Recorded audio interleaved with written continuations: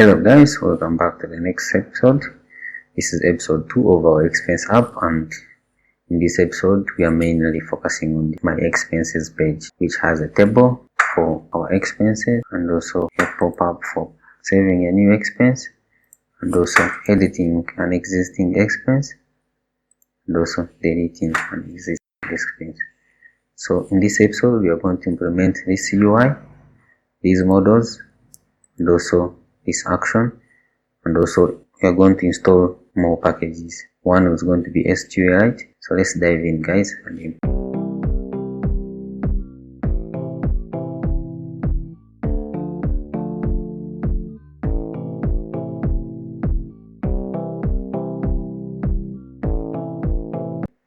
So guys, for the SQLite database, we are going to be using the SQLite common FFI package, as that supports Android, iOS, Linux, macOS, and Windows. So this one is specifically done to extend the support to the desktop versions, which is Linux, macOS, and Windows. In our tutorial, this is the required package we need to use because it supports the desktop, and our main goal on the application is a desktop application, and I'll be showing you how to use it in our application. So for now, let's first implement this table. The reason why I chose using a table, not other widget, because this is a desktop application. I wanted you to have another added advantage of designing tables in your application. Since it's a desktop application, most of the times desktop application deal with tables and all that, so I didn't want to use any custom widget like containers and all that. So I had said let me use the table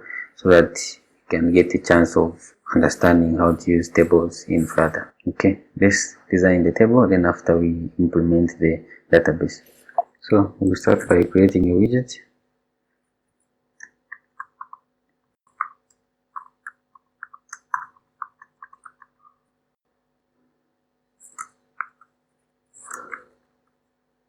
To return a column, and inside this column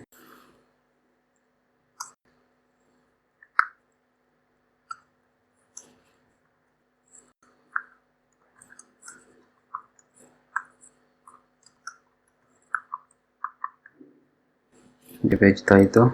I've created the text styles. It's a title large, copied with, just increased its font. So I just pass it as a style here. So this will be our body. Deleting this.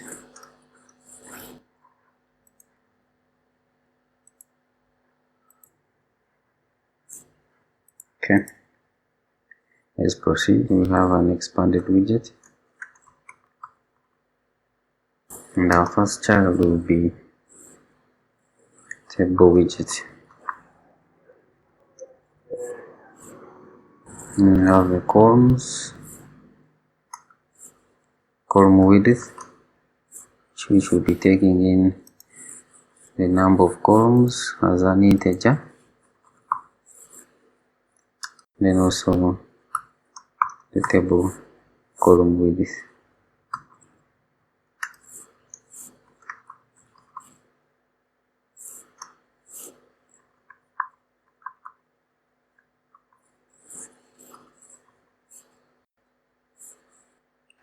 So as you can see, we have 1, 2, 3 columns.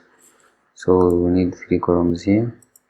So this first one will be at index 0, which will be a fixed column width. For now, let me just put constant variable values. I'm going to change those. Then the second one at index 1, same scenario. Then the third one at index 2, same scenario. Then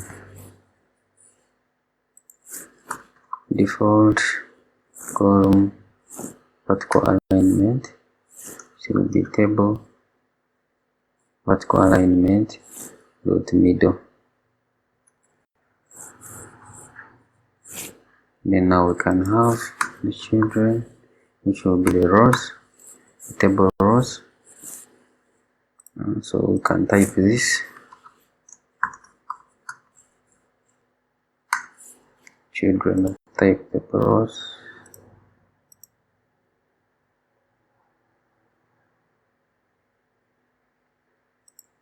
Okay.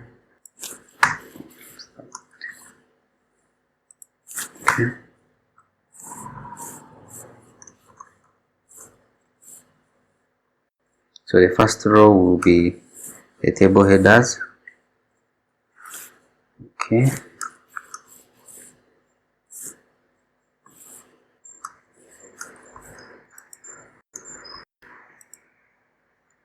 So our first table header is the expense title. So just bring it here.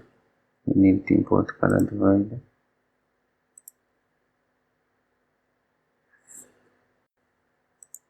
So this is the table header we have just brought in. So it's a container so that we can get the decoration, and then we apply border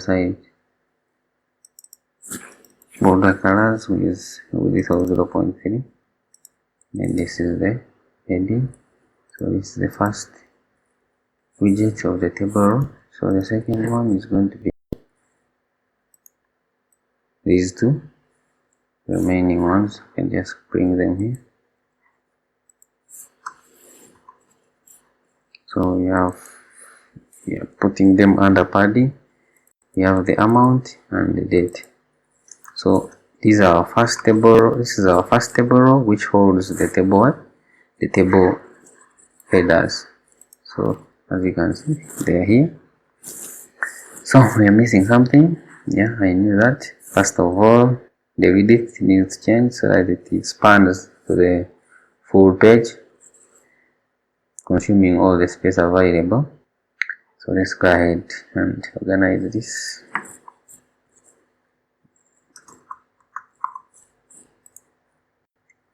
First table row. So this table row, we can add a style which will give us the borders, the horizontal borders of the row, which brings the same feel as these horizontal borders. So to get them, we can pass a decoration style on the table row which accepts it. Decoration using box decoration.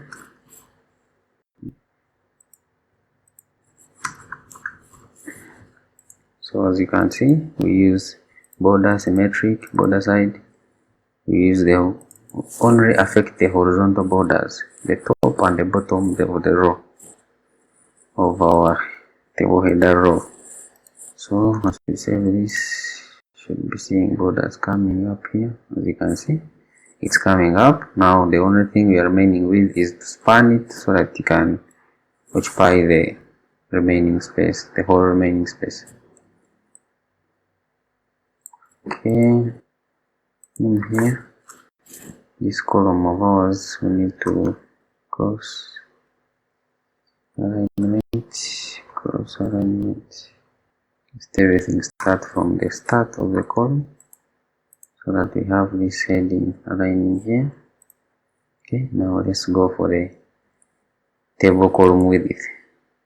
So we need to do some calculations so that these table columns can span and consume all the available space of the page. So by that, we need to know the space between from here up to the end of the application. So to do that, we need to get the whole width of the application minus the side menu width, which we already know, hence giving us this width of this page. So from there, we can get to set the column width very well. So we know the side menu width, which we set here, which is 260.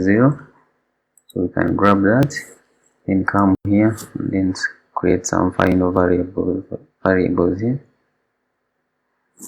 So we call it final width.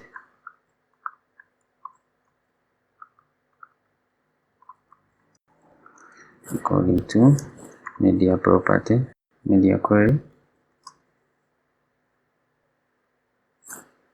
dot context dot width.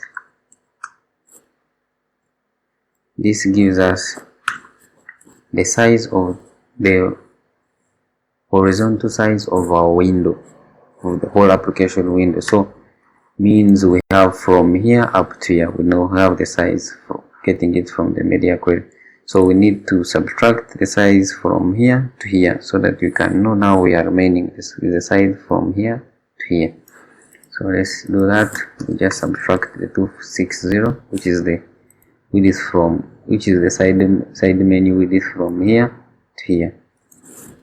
So once we have that, so means we know the width from here up to here. So we can use that width to align these columns of ours so that they can occupy the whole space. So means, let's say we are going to do, there are 3, so we divide the whole space by 3. So each taking equal size of the width. When you save this, you will see, as you can see now, our columns are expanding, and as you can see, even if we expand our project, our app still they respond with the media query, which gives them the right and the available width to consume. So, but as you saw in our application here, this is the biggest column, so we can do that, hence reducing these two and adding on this one so that it becomes bigger, because it's the one having a lot of information, the title and the description of an expense. So to do that, you can just come back here. This width, we reduce it by, we can increase this by 100, which is the main one, then reduce this by 50 and 50, hence giving the other one 100. So when you save this, as you can see, this becomes bigger and these ones tend to reduce a bit. So even if you squeeze, still it goes, the response good, which is good. Now we have our first row.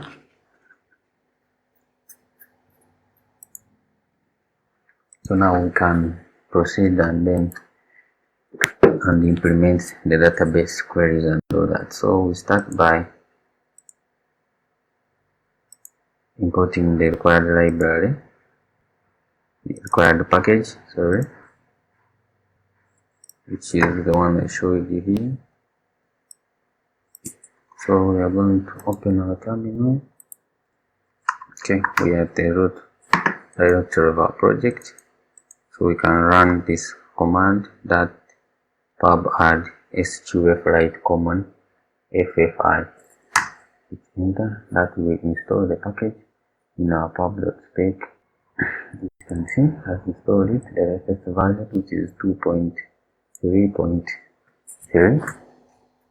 Then we need another package. We need a path provider, which will help us create the path of our database on the device. So just install path provider 2.1.2. You can use the current version. Save this, run pub-get. So for now we need those two packages.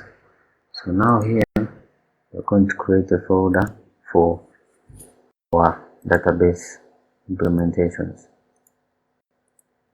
So we will call it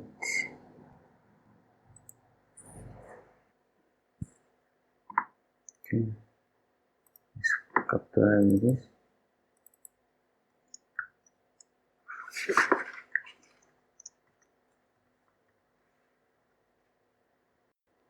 So inside this folder we will need a file called database helper, where we will be doing our queries and all that.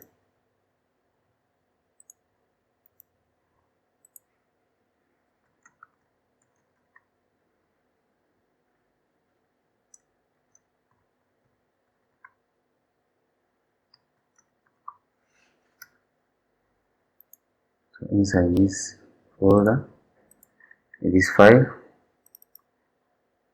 we're going to implement the following. So let's have a class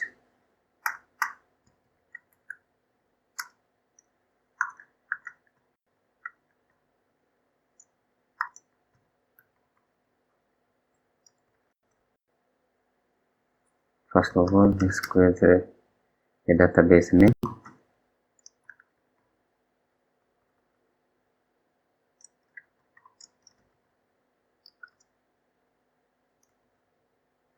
Let's call it YouTube Expense App.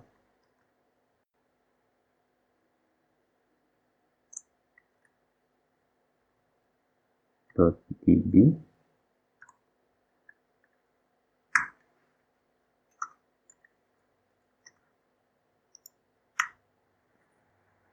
Next, we create our table.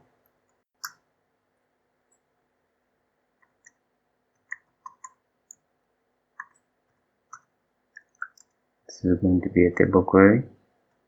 So this is how you write a query.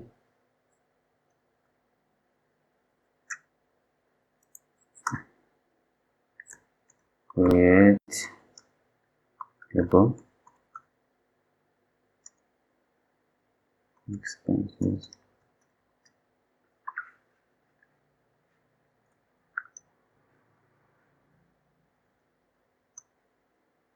So we need an ID, which is an integer, and it's a primary key auto-incremented. The database will be assigning this value.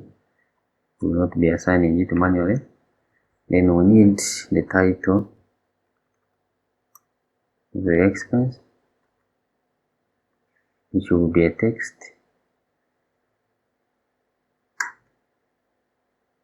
Let's use text, and it should not be null. Then we need a description.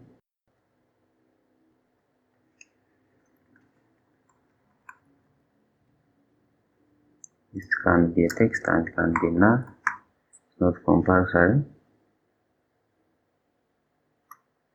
Then we will need amount, which is an integer. It cannot be null.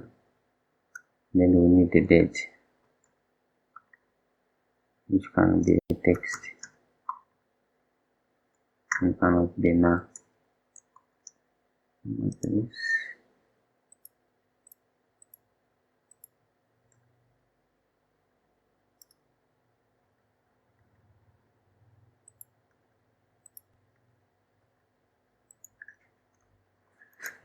So we have created our database table. Next step is initializing the database. So that will be a feature function.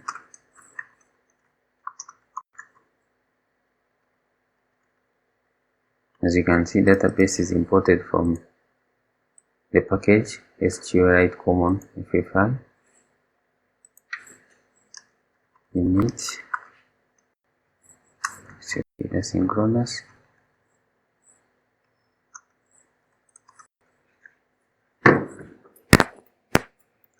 So now we need the final database path.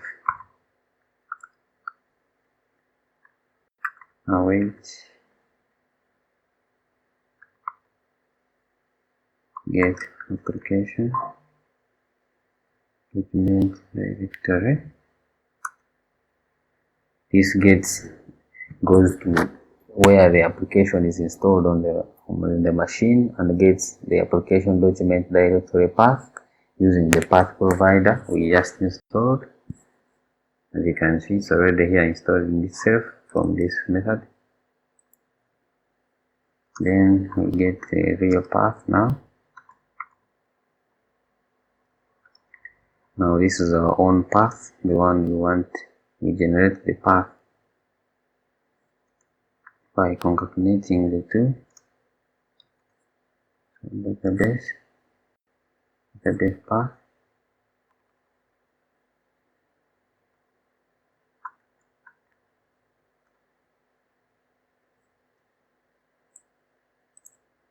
slash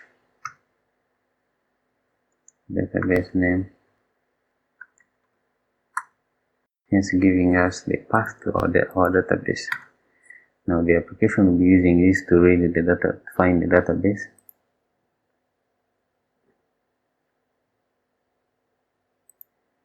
Okay, once we have this, now we can return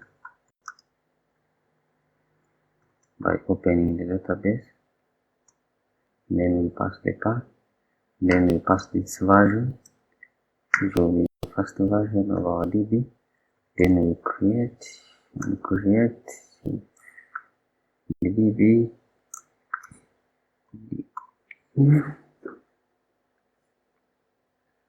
Then we pass in the version. This whole thing is asynchronous. I'm forgetting that.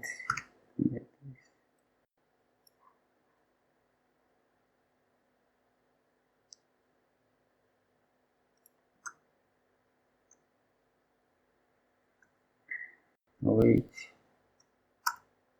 db.accept. Then we pass the table we want it to create, and when the database loads, we want it to create the table. It's not created, but if it's already existing, it will not execute anything. So when the database initializes, it checks if the tables are created. If they are not, it creates them. So this. Now next will be the CRUD methods.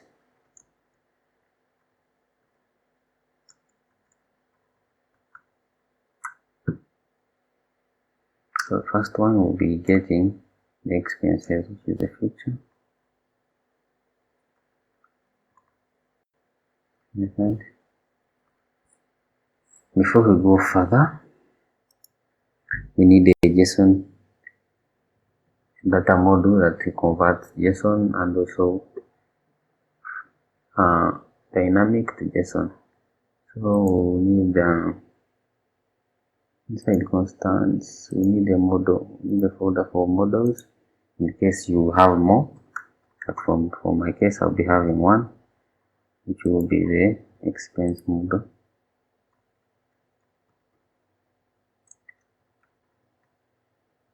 That, and with this I will use a tool online to create this model. It is a bit easier. Okay, so in our model we'll have an ID, which is an integer. Then we have a name, which is a title. We have amount. Then we have date. This is optional.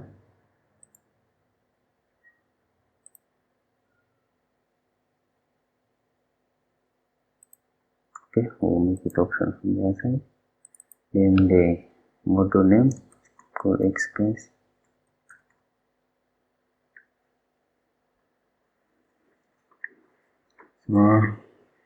The format of the language is that now safe, make all properties required, make all properties final, and it will write for us a JSON, that.json mapper. So we copy this to our code. I will leave the link in the description. If you like the tool, you can use it.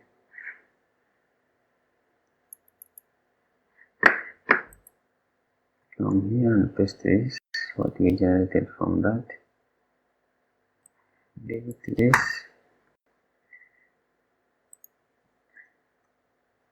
ID is optional because it's going to be generated by the database. You don't need to pass it.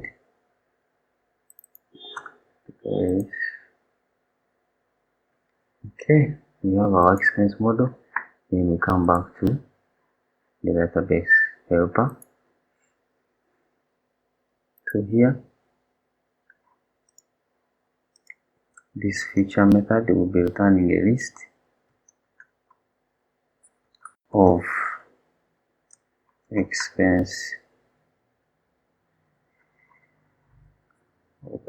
model.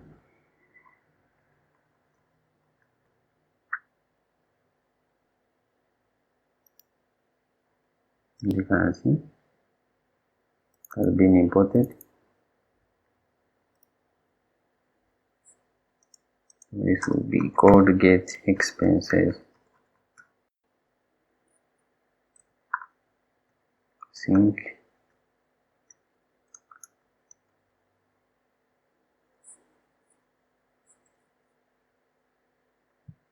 Fine.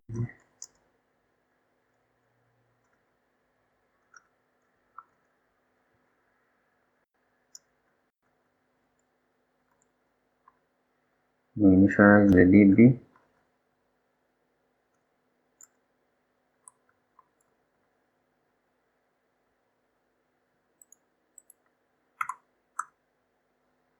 And then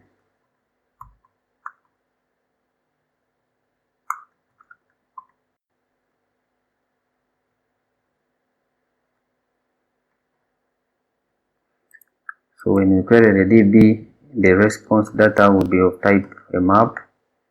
So you need to expect a map from the database, type string and object.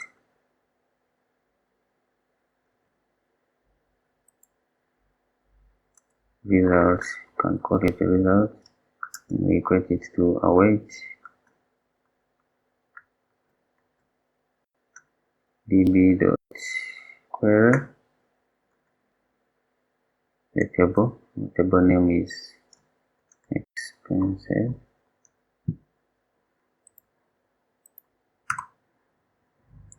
From the name.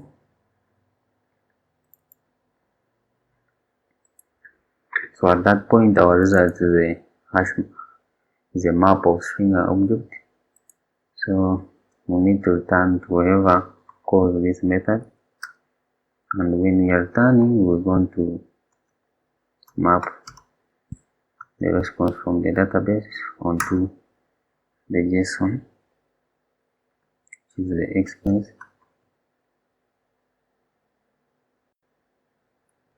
dot from JSON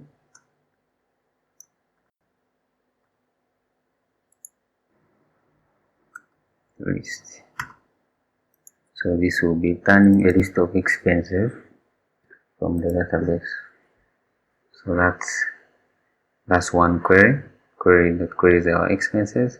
Now we write another one that inserts an expense in the database.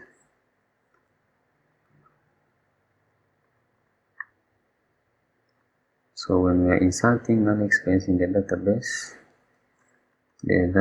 will return us the ID of the saved record. So that method will be returning an integer. Insert expense.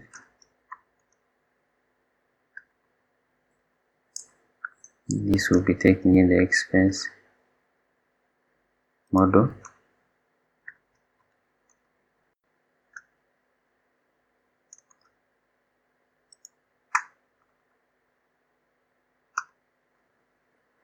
We initialize the DB. And then we return db.insert the table, which is the expense table where we are inserting our values. And then we insert the expense and we put it to JSON. So now remember it comes as a data model, so we convert it back to JSON and then we give it to the database. Then the database this method will return an integer, and then we pass the integer to whoever who calls the insert method. Okay, that's saving. So remaining is two, updating and deleting. So let's write those two. Updating will be returning also an integer.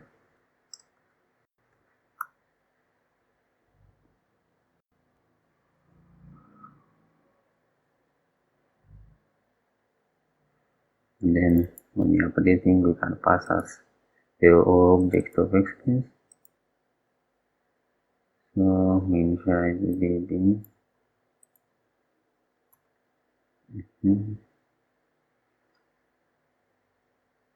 return bb row update, then we write a switch to a syntax update expenses, which is the table, set, start with the title,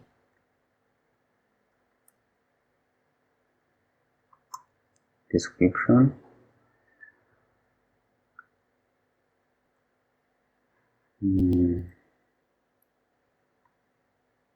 amount,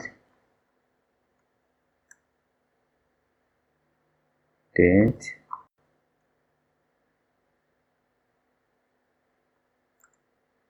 where id is equal to what had been brought. So then we start. So expense, the expense that will be sent, we pick out the title, the description, the amount, the date, the ID.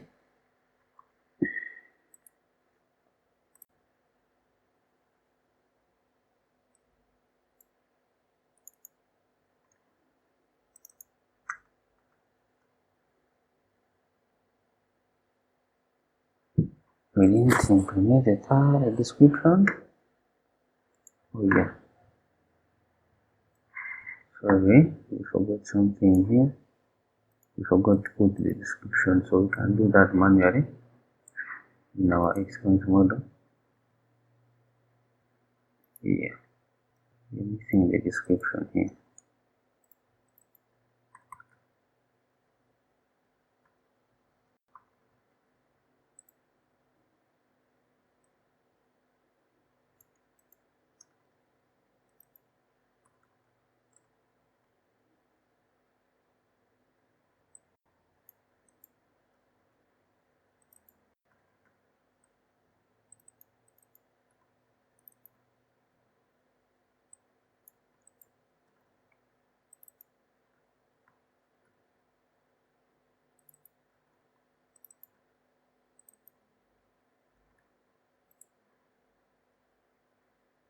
This can be understandable. Okay, expense with ID.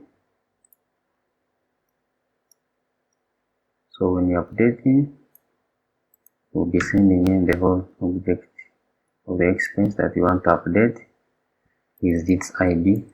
So we'll go in the database, look for the expense with ID that has been sent, and update these other values that you have sent. The title, description, amount, and date, where ID is equal to what we have sent in. So this is the update query. So let's write the last one, which is the delete query.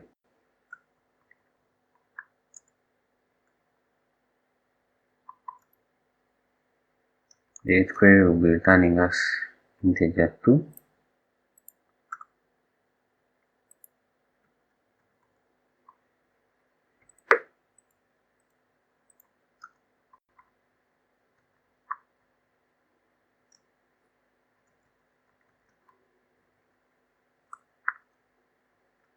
We'll be passing it the ID we need to delete.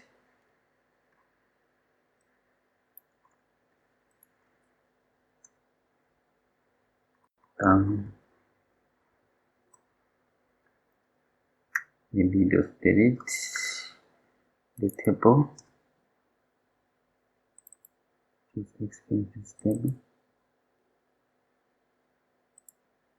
where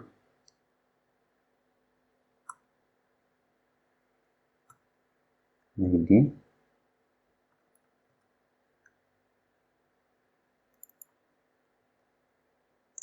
where arguments will be the ID that has been sent. When we terminate, this has to be asynchronous.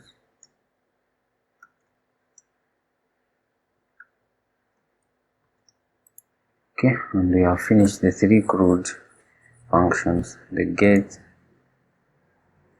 the insert, the update, and the delete. So before we go back to our expense page, we need to do something here in the main app. We need to initialize SQLite. So to do that, let's turn this into a feature function, making it asynchronous. Then in here, make sure before we do anything, the widget tree is built.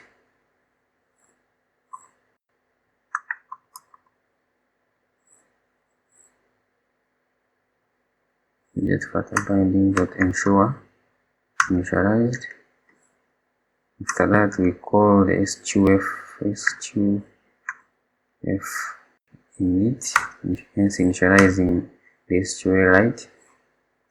Then the database factory, we equate it to database factory 5. Terminate this. This is all we need here to initialize. Now we can head back to our expenses page. So in our expense page, we'll come and initialize database helper.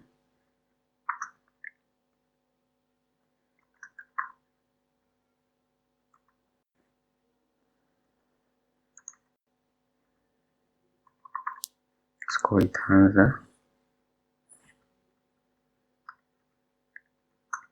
And also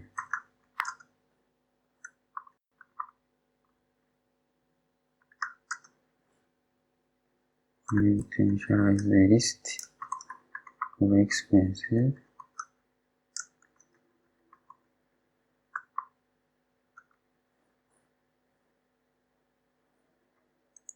We call it expenses.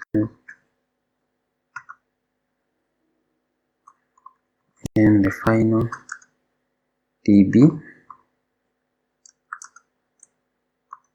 data is helper.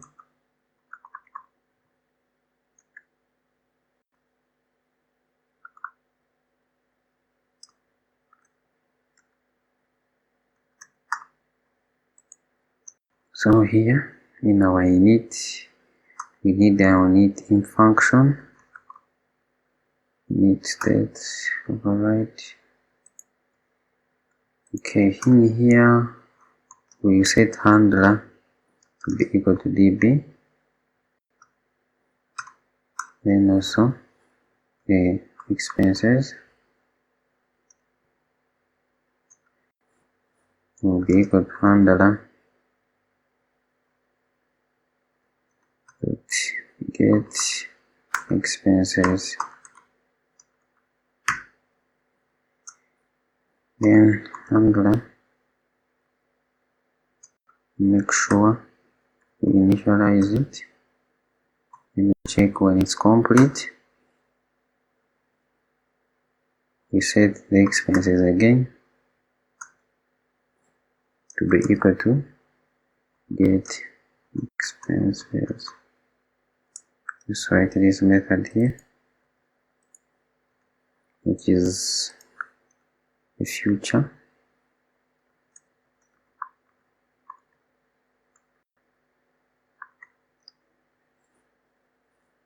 That returns a list of expenses.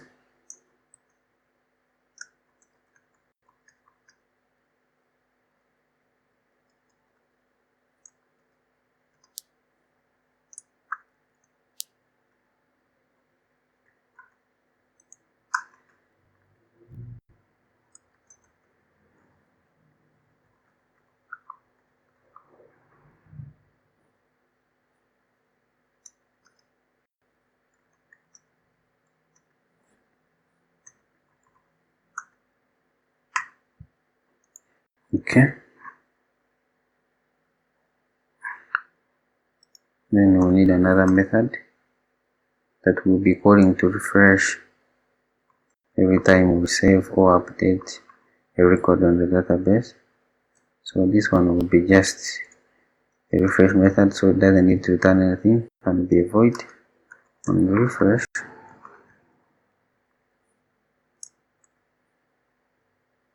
Let's see.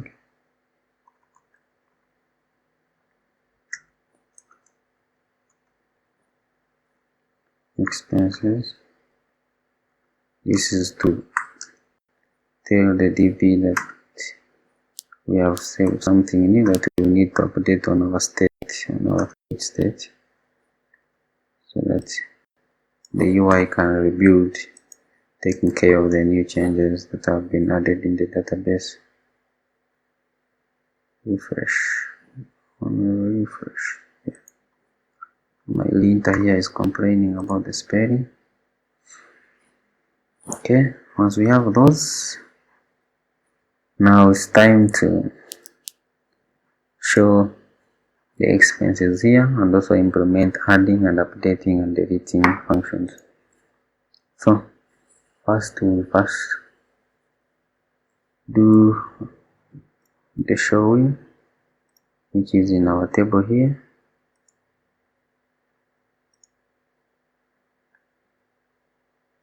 Table row, meaning we're going to make other table rows down here. Okay, so to do that we need the feature builder. So this whole table component has to be returned inside the feature builder, so that when data is compiled, the feature builder can render the UI. So the first child of our expanded widget will be the feature builder. So we have to edit this feature builder. This is going to be nasty, but first of all, this has to be a return. Come here. Best let me do it like this so that it's easy to follow. Feature builder. I'm going to copy this whole table and I keep it in copy memory, so that we can first implement the feature builder very well, then we can bring it. So as you can see, we need a builder. Remember, our table is in my copy memory. Then we need the future content, which is the data, which is the expenses.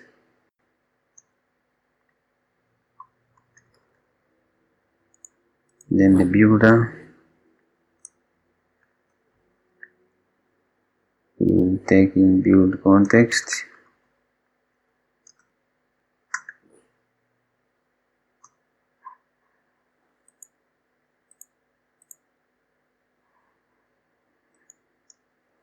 Then async snapshot.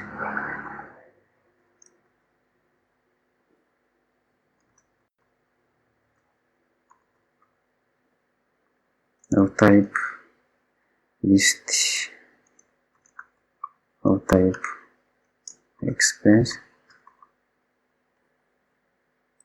making a snapshot.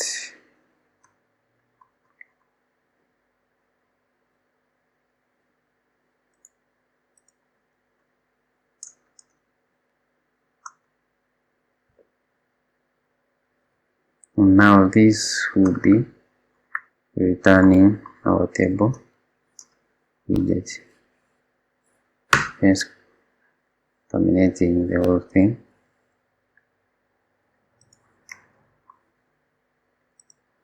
So though now we can add other things here for when it's loading, and also when it has gotten an error, we show those. So we put if statements here.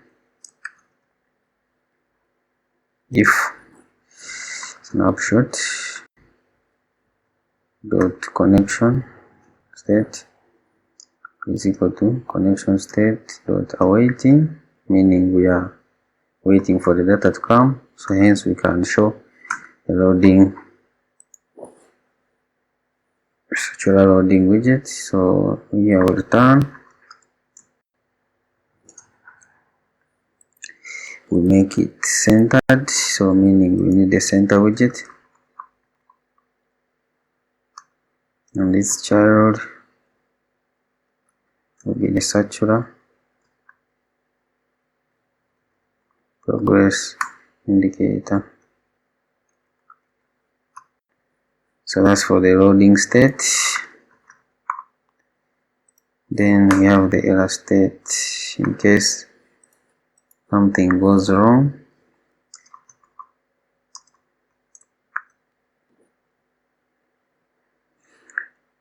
Before we go for the error state, now we need the empty state in case there is nothing in the database, meaning the table is empty. We need to inform the UI that there is nothing in the table, the data is empty, so that user can know there is no record saved yet. So we can run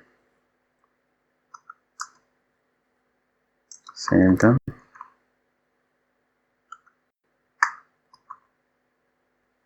child.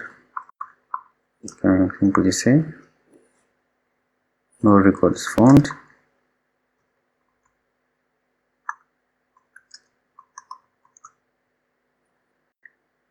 Okay,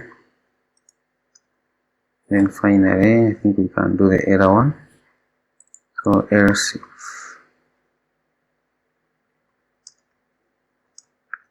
snapshot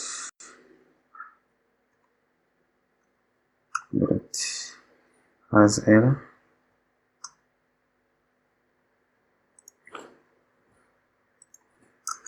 still you can show the error.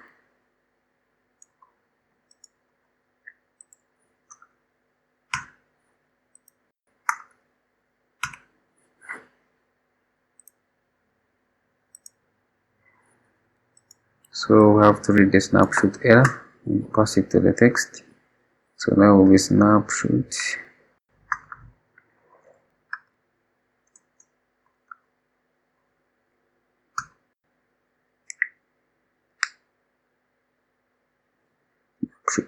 error dot to string. You can get the whole error, make it a string.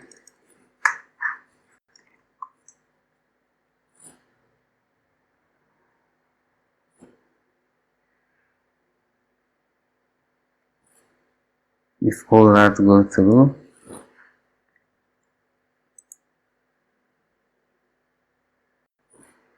then you can have our final else, which will encapsulate the return of the table. Yes, putting a bracket here for the else. Okay, we can save this. We need to rebuild the application.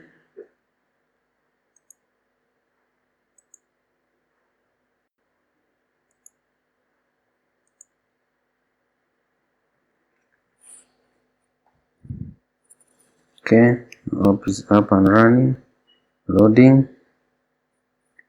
Then we get an error, create table.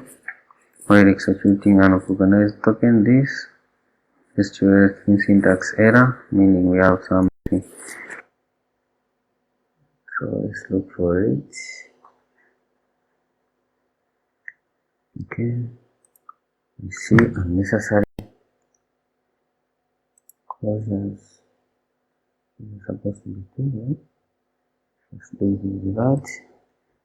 Okay, another error will be this database path dot path. We need to access the path. We had forgotten that here. This was missing. Okay, we go through again, check for any unexpected errors. So we see as we got a break when we are trying to call the init method, meaning the error was in here. So let's run again and see if we have got rid of the error. So as you can see, I've updated this, and also here we had the redundant close bracket. Let's run our project again.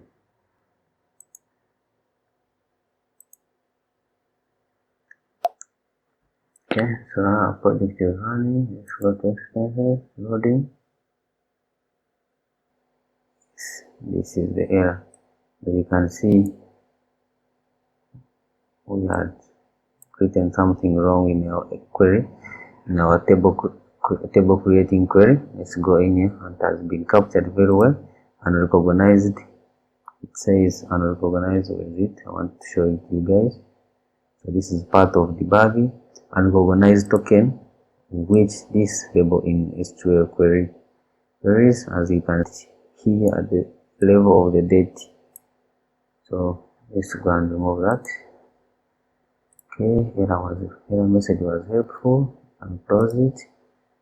Go to our syntax here. Exactly. Okay, let's save and run our project again. Okay, our app is running. Let's go to expenses, loading, no records found, meaning our query has been successful. The read query, especially because that's the one we are calling at this level, meaning we have not saved any record in our database. We can do a quick save, like on this action button. We have seen our first expense, so that you can see how it comes up. Okay, back to our expense page. Okay, we're going to write to the method that saves, that inserts an expense in the database.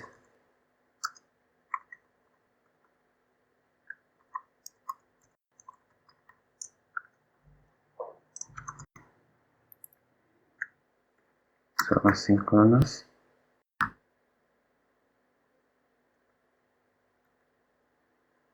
So we say var first, and equal to await,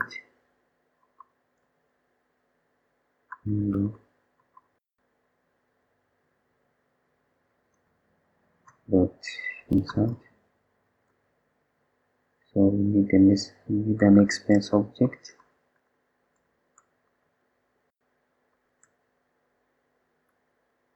We need a title. Let's call it test expense. Description, you can keep the same. This is for us to first test before we go ahead to create the other components, like the model for saving and all that. So this one, we're gonna put this 2024 if res is greater than 0, meaning we have an ID, the database has saved and returned an ID. We can call on refresh method so that it can refresh and the UI can rebuild for new changes. We need to terminate this. So let's use this. First save and see if your insert method works very well before we go ahead to implement anything. So we can call this method inside here on our floating action button. Okay.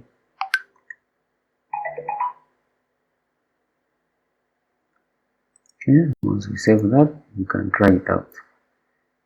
Okay, when we save, as you can see, meaning the record has been saved since our table is being returned, not the text saying that no record found, meaning there is a record found, hence returning the table at this level.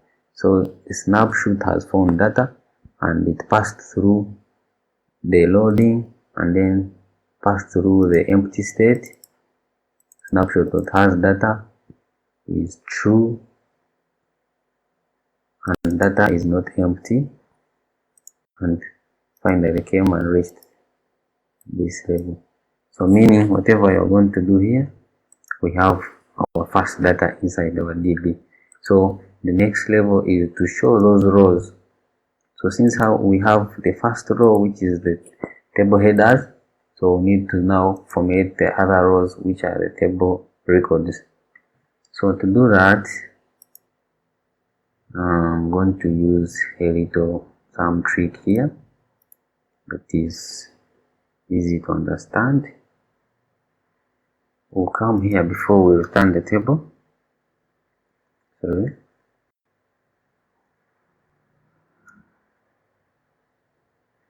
Create a variable, call it items, then we get the snapshot which holds our data, data, and that data is probably expense data of type list. So this is our data, these are the expenses.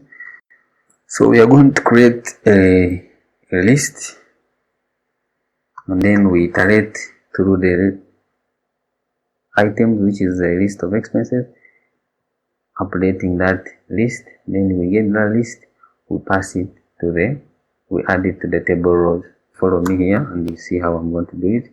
So I'm going to create a list of type table rows, because these are the table rows we need to add in our table down there. Then we can call it table widgets, and call it table rows, equate it to an empty string, an empty list. Then we come here and then we iterate over the items. These items we got from the snapshot dot map. We use a mapper dot as map it. After mapping it, then we iterate over them with the dot for each. Then for each row, we need the row, which is the okay, let's call it item. Let's be consistent with the name. Then also we need to know the index at which we are in when we are looping. Then we can use the arrow function here.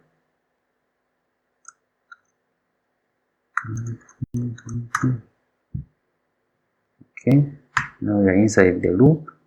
So as we loop, we are going to be updating the table rows list, which takes in the data of type table row.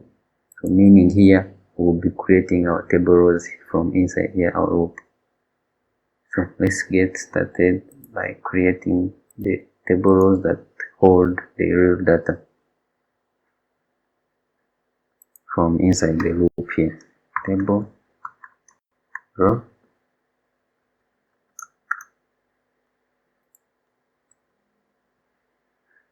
So the first child will be, as we know from here, now we are creating these rows. So our first child is this expense title and its description. So this is a normal widget. You can use a container. Inside that container, we create a column.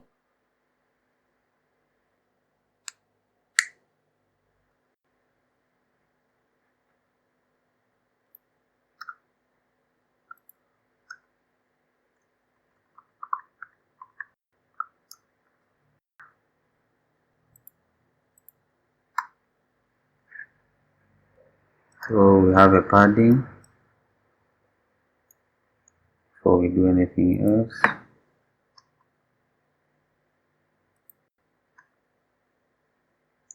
So we need to set the border.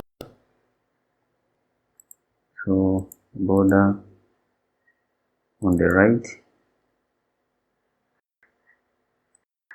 which is this here, this border here.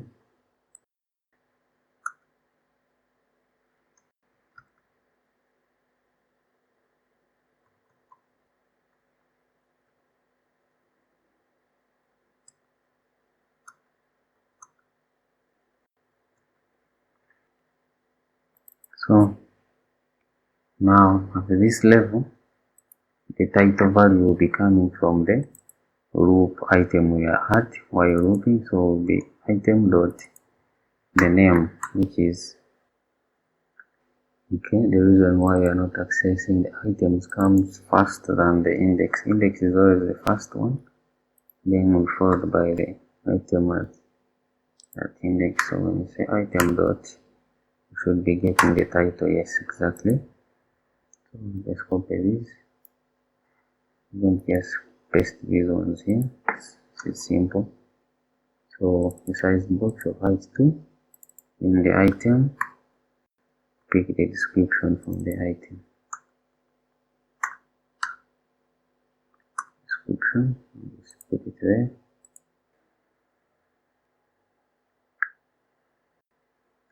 Okay, my linter here is complaining about some irregularities. Let's see. It says remove the set iterator. So yeah, it's right. You don't need the brackets. You can just, since it's an arrow function, you can just proceed with the widget you want to deal with.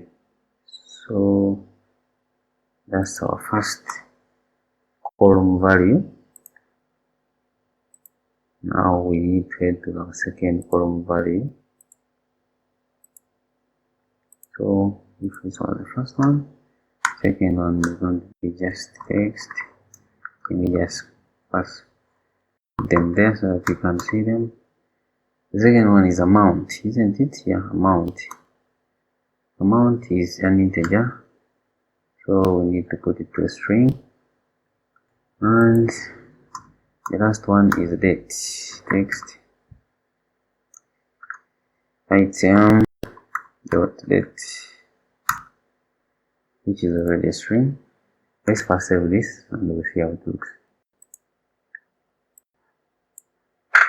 So we'll be bringing our first record, the one we saved. Okay, our app is running. Let's go to expenses. Oh yeah, sorry. Yeah, we have missed one step, the last one. If you can see here, after creating the list, we need to add this item into this list. You get so here, instead of just iterating over table rows, we are going to be iterating while adding. So we're going to be saying table, these table rows, this list we created here, dot add. Then we'll be adding these table rows we are creating down here. So we iterate over the items. While we are iterating, we are updating our list here that we created here by adding the table row. So after adding those table rows means our table row here list has table rows that we may need to add here. So remember, table rows is a list that takes in table rows from here. So after our table headers, we can add values, row values. So which row values we have just created from that list. So we just destructure the list, and then we have those row values also iterated and placed in this table row list.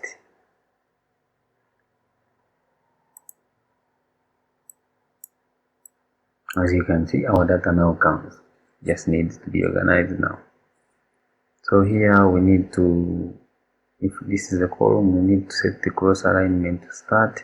Then these guys need just padding to be following each other very well.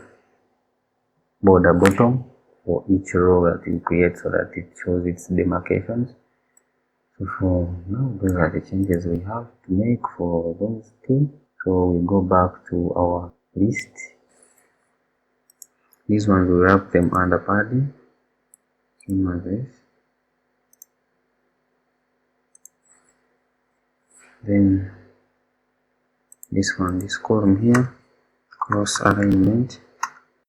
Set the cross alignment so that everything starts from the left. Save this. Look at that change. Okay. Yeah, it's coming up. Now we just need a divider here. The divider of which you can apply it on the row, same as we applied on our table header row. So we just copy the same style and apply it on the content rows. Save this, come back in. As you can see, now we have our table of expense and we have the first expense we saved. So we're going to create the model for saving a new expense and then a model and also we perform a click to update an expense, not forgetting the delete too. Okay, let's proceed to that. Let's start with creating an expense. Now this for now, first call this, forward this. Now we are going to first deal with creating a new expense. So for saving an expense, we will create dialogues. So let's say void add dialog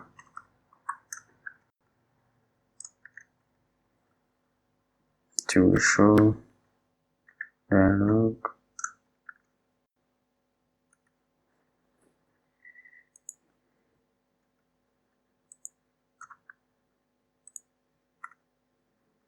context.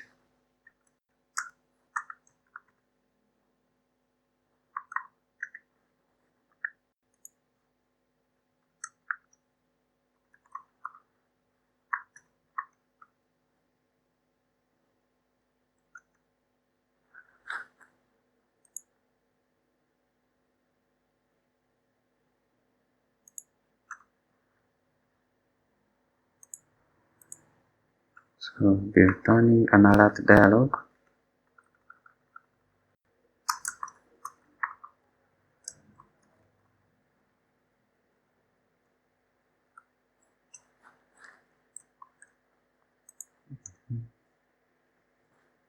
Title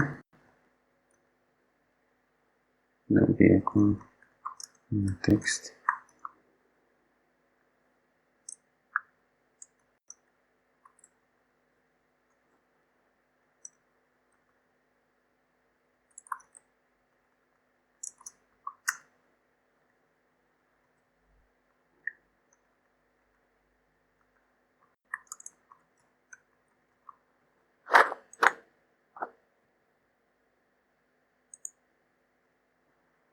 Content.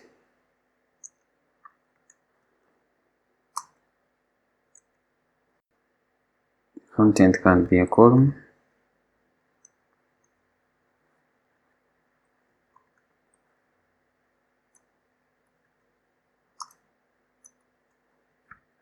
Now here we need to make input fields. So we need input controllers.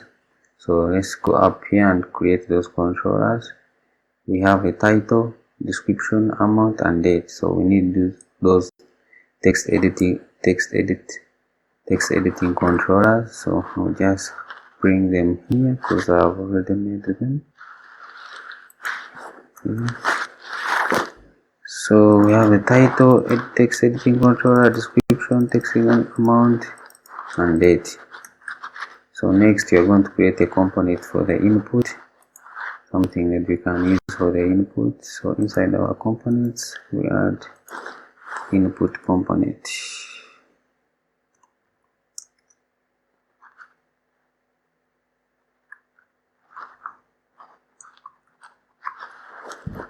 Okay, inside our input component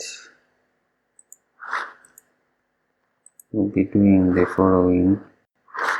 Let's make it a stateful component because it's going to be doing a lot of work at the same time. It's going to be working as our date input and also our normal text input.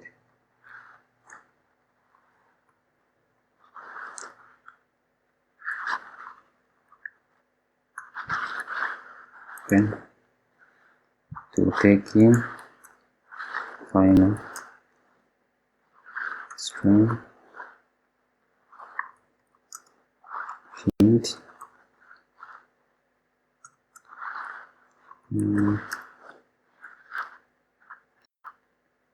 string icon data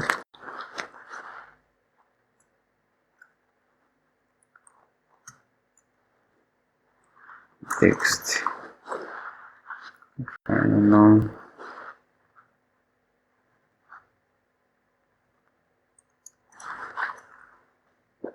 text editing controller be the controller generally minor text input type code type, and finally final boolean is date picker. Okay, this optional.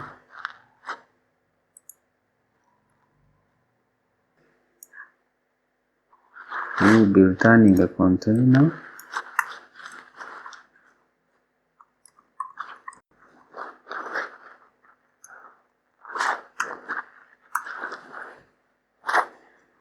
and the margin double infinite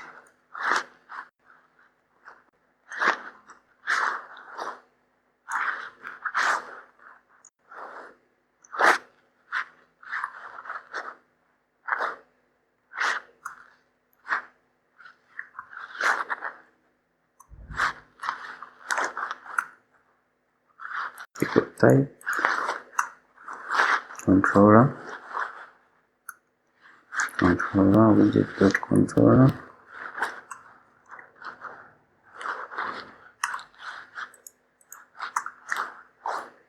decoration input decoration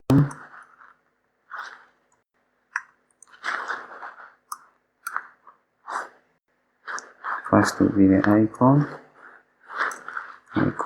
inside we pass in the widget with icon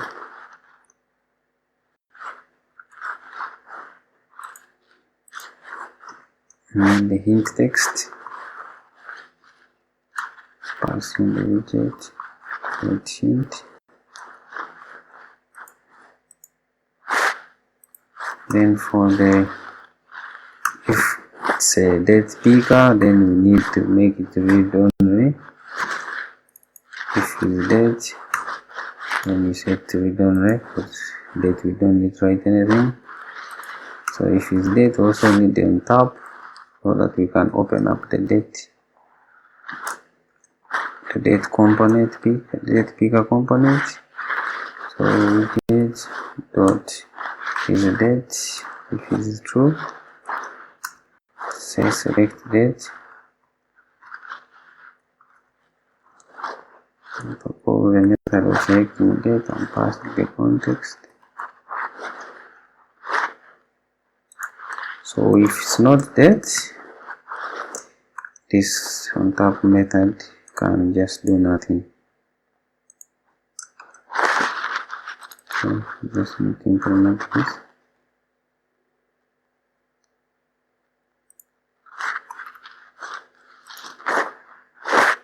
Okay. Feature.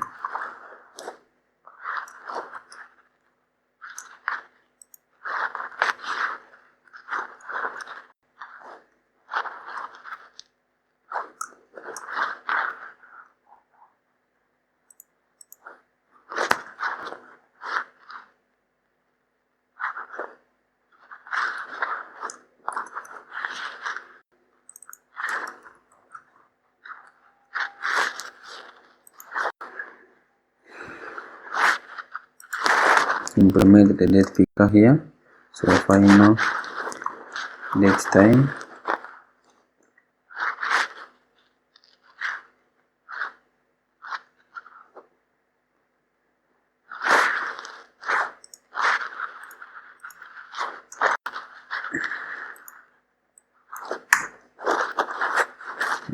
correct.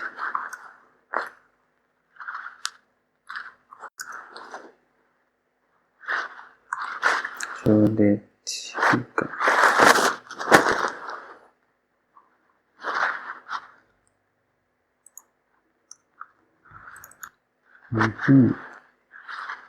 Initial date will be select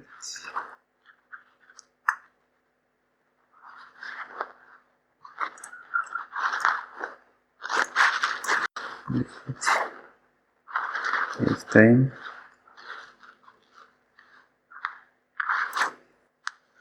So So selected date, we need to create this variable up here, date time.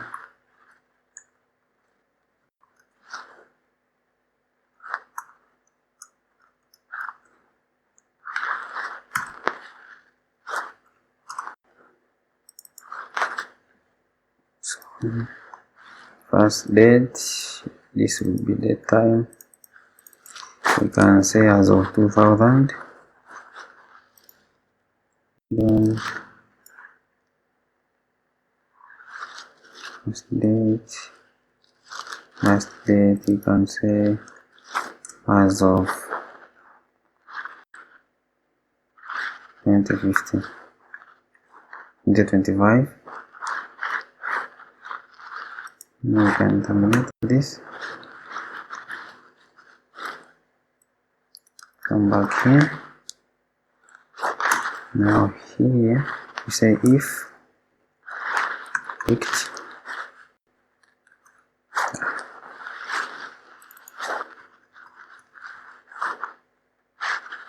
which is the picked date. If the picked date is not equal to null,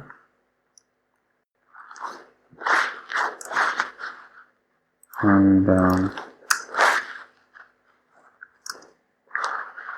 picked date not equal to the selected date.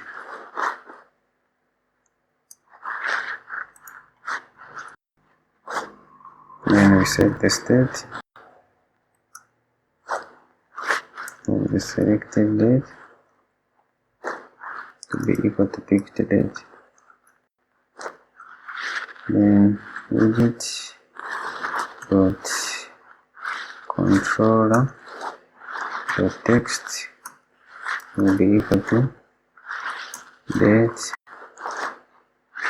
format.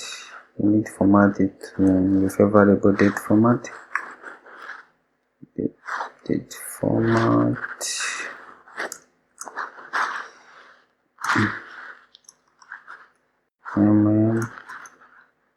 space day, comma, yeah.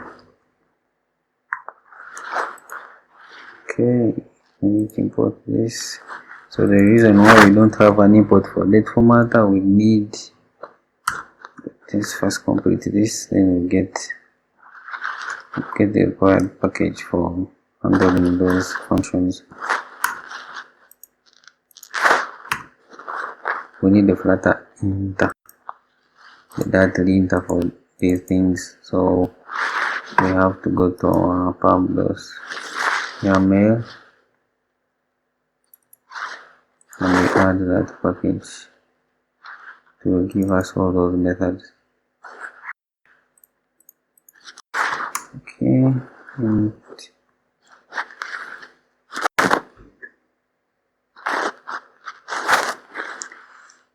this, you can keep it to the latest version by not supplying the version. So when you come back here, when our run is done, you can see it has imported itself. No, we need to import it. Still loading. Still loading. Okay, library. Okay, import that.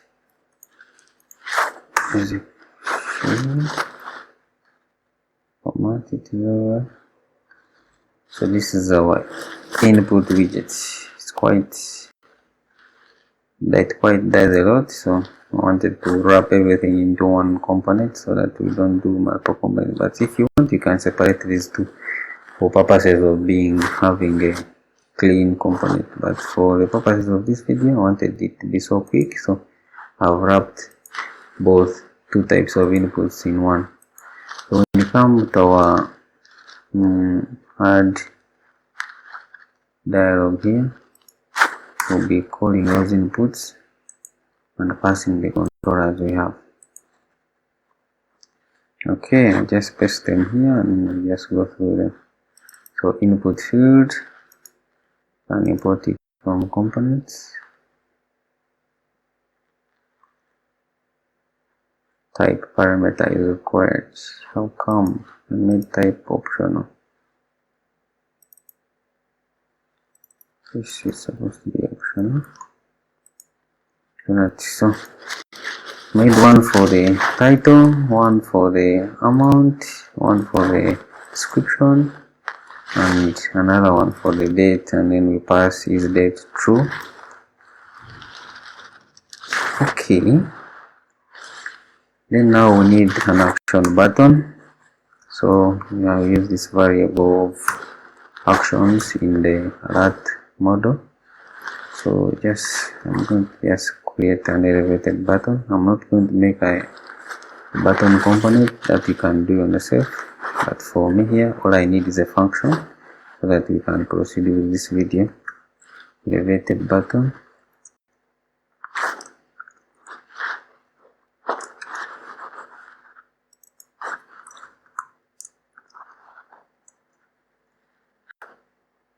So add expense. So this will be the method that calls save expense, like this. Now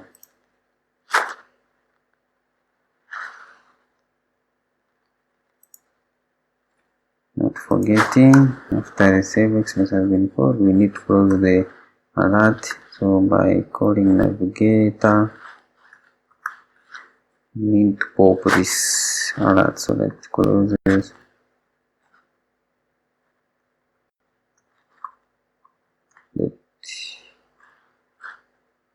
Pop context. So when you go to save our expenses, we're going to no longer deal with this. We're going to be calling the title controller, let text,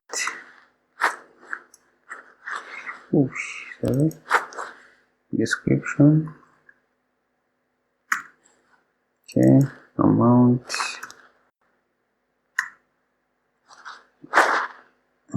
is an integer,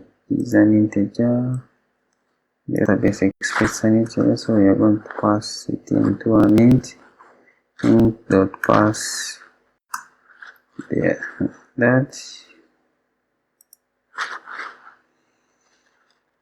Okay, let's type it can be the parameter double. We use the double. Okay, we use the double, or since it is money, we expect decimal places. So okay, we can still convert this from integer to double now. Since it's already an integer, we say dot to double. Okay, then same as the date, we say date controller of text. Okay, it's time to try out our insert model. Okay, it's refreshing. Okay, sorry. So when you press our floating action button, we need to call this the model so that we can get input values now, real input values. So let's rerun our project again. Okay, let's try to click this. Okay, that's our model. Okay, we need to work on that so that it really fits in the center of the page. So to do that, we just need to do something small on our column. Here we set the maximum axis size to minimum, and refresh again. Okay, nice. Expense title, let's say new keyboard.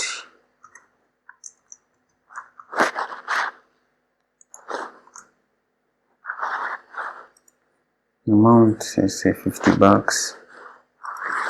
Description, I had to buy a new keyboard to type faster. And which date? Let's say we bought that yesterday. Add expense. Our expense is there. This is nice. Okay, so we have finished adding an expense. Let's work on editing an expense. So we are going to make a click on this column that pops up the update dialog. So we just need to make another one. So we need a method for updating here. So it'll be like update expense. And here we like update expense. We get the values. We need an ID. So we'll be passing an ID here. And also here ID.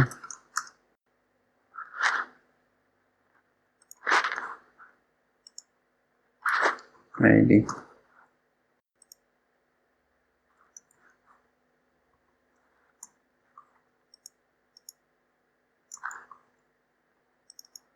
So we need an update dialog.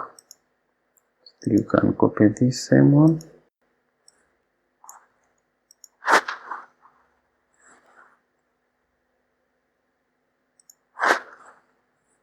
Update.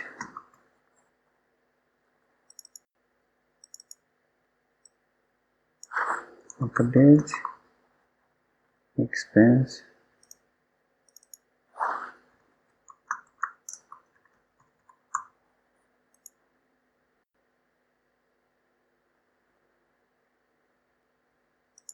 So we need to call the update.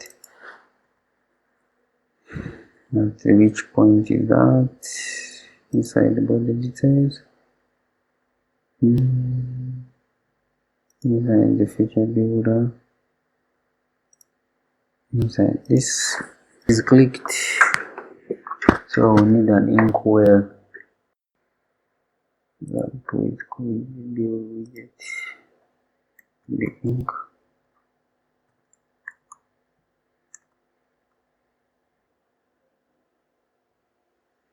So we get the on top method.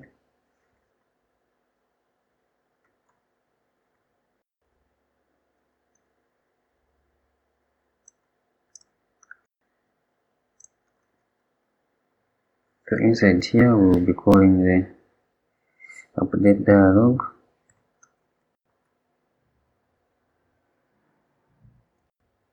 Then we pass it the ID, which is the item.id.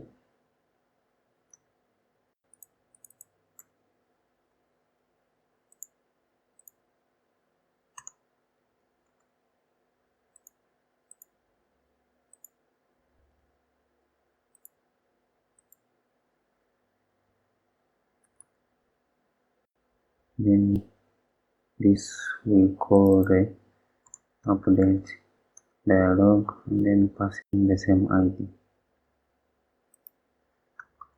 So but before we conclude, we need to set the values.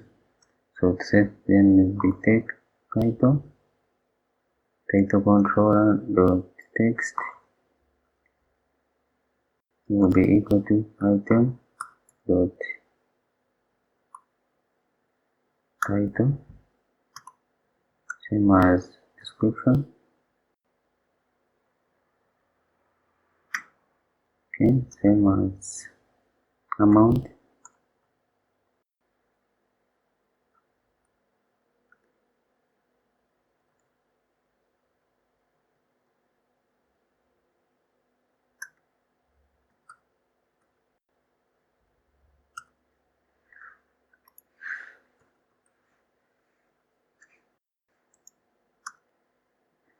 same as date.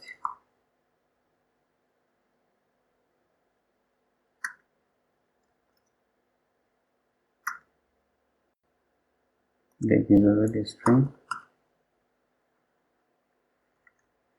Okay, we have that. What is loading? Like this. Okay, we'll click update expense, new keyboard. You can say new, you can say, let's say brand new for the sake of editing. And you can say 51 bucks. Then update. Okay, our update is not popping. First of all, we check something. Get the log. Once it is clicked, it calls the update. Then box. Update. Oh shit. It's supposed to be update expense. Mistake was there. Let's try again. Here, say brand new.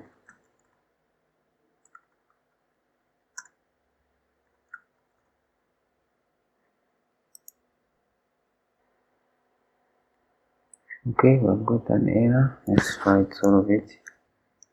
Okay, since we are dealing with the double, which we are supposed to say double dot pass, not int dot pass. So the same as when you are saving, let's update this double.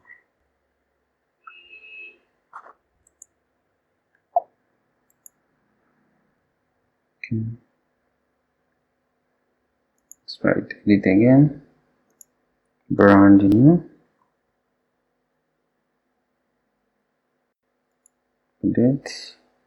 Expense updated, brand new. Same as your text expense. Not an anymore. We can call it new mouse. Costing 120. Update. New mouse description. The delete action. So far you can see our application now. This is how it looks. Okay.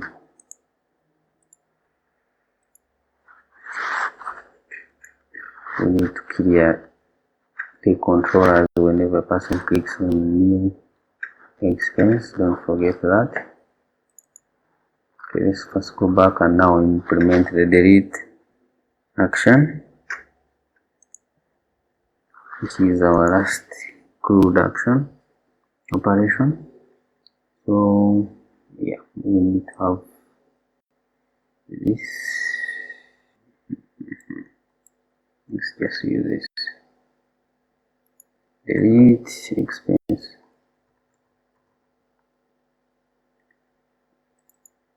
Delete expense. We takes in an ID. All it needs is an ID for it to perform whatever it has to. So for the delete, we just need an action trigger. So in our table row, the point of date, you can add it in here. Make this a row, and then you add in the icon button.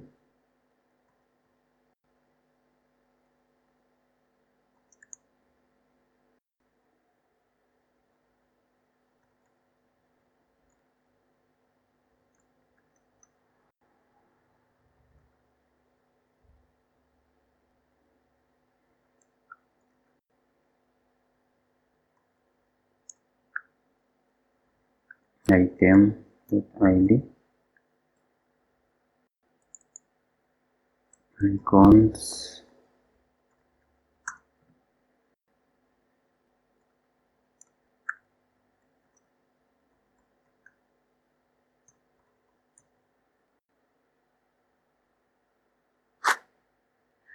then we need to put some main axis.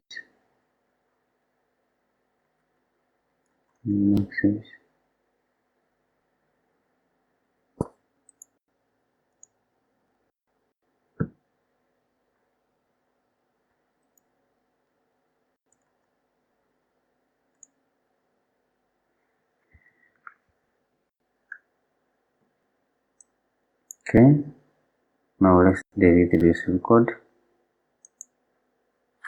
Our delete is also working, guys. Let's add new, brand new internet router 100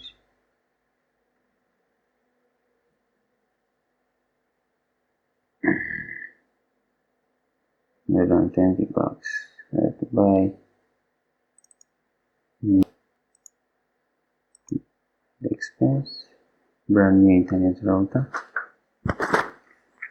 So guys, we have successfully finished all the CRUD operations in our expense hub. As you can see, we can save, update, delete, record. So thank you guys for watching. In the next episode, we are going to be implementing the light mode and also switching from light to dark. So watch out for the next episode where we'll be implementing the switch mode to look like this final product here. This is what you're going to be implementing, as you can see.